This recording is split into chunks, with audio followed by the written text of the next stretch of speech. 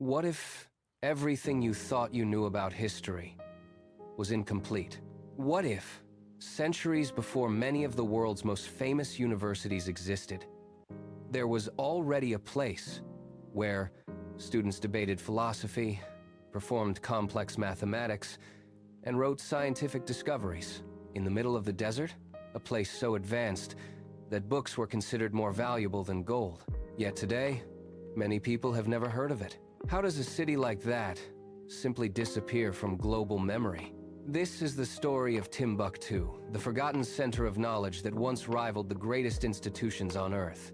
At the edge of the Sahara Desert, where survival itself is a challenge, a city emerged not by accident, but by opportunity. Timbuktu began as a seasonal camp near the Niger River, but its location made it powerful. It sat at the intersection of major trade routes connecting West Africa, North Africa, the Middle East.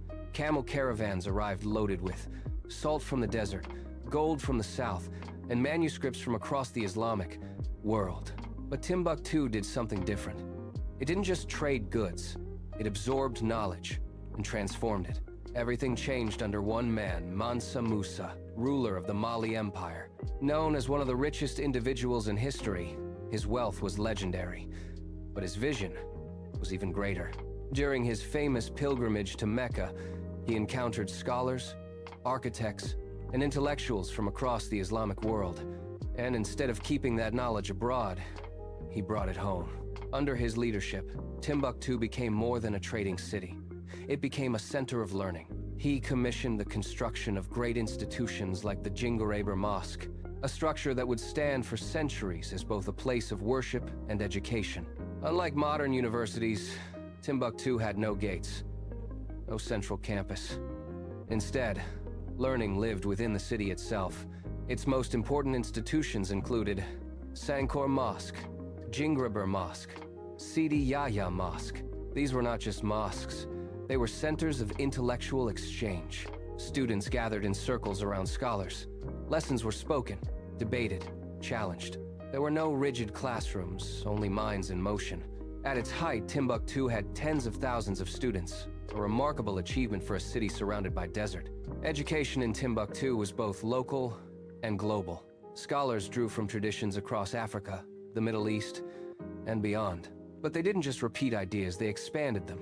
Subjects included mathematics and algebra, astronomy tracking stars and time, medicine diagnosing and treating illness, law governing complex societies, philosophy exploring existence and ethics. Students could spend years mastering a single discipline. Graduation wasn't about passing exams, it was about earning recognition from masters. Inside Timbuktu's homes and libraries, history was being written literally. These texts documented scientific discoveries, medical knowledge, trade systems, legal frameworks, poetry, and literature. Some manuscripts even contained astronomical observations that rivaled knowledge elsewhere in the world at the time. This was not borrowed knowledge. This was African scholarship documented, preserved, and passed down through generations. At the heart of this intellectual world were its scholars. One of the most influential was Ahmad Baba al-Masufi, a teacher, writer, and legal expert. He authored numerous works and mentored generations of students. His reputation spread across continents, but he was not alone. Timbuktu was filled with thinkers, teachers, and innovators, each contributing to a culture that valued knowledge above all else. In Timbuktu, wealth was not just measured in gold. Books were the ultimate status symbol. Families built private libraries. Manuscripts were inherited like treasure. Some traders made fortunes not from gold or salt, but from selling books. Imagine a world where intellectual curiosity was the foundation of economic success. But no empire lasts forever. In 1591, a Moroccan invasion disrupted the region. Scholars were exiled. Institutions weakened. Trade declined. Slowly, Timbuktu's golden age faded. Its influence diminished, and its story began to disappear from global narratives. Centuries later, Timbuktu faced destruction once again. In 2012, armed groups threatened the city's heritage. Ancient sites were attacked, manuscripts were at risk of being burned, but the people of Timbuktu acted quietly, bravely. Under the cover of darkness, they smuggled over 300,000 manuscripts out of the city, hidden in boxes, sacks, and trunks, transported across dangerous terrain. A silent mission to save history. Today, researchers are rediscovering Timbuktu's manuscripts, and with each page, a new truth emerges.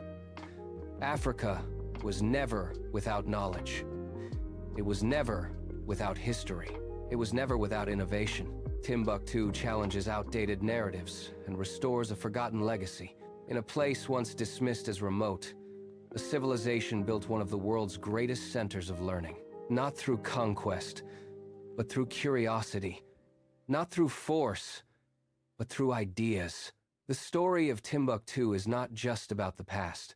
It is a reminder that knowledge can rise anywhere, even in the middle of the desert. And sometimes, the greatest stories are the ones history almost forgot.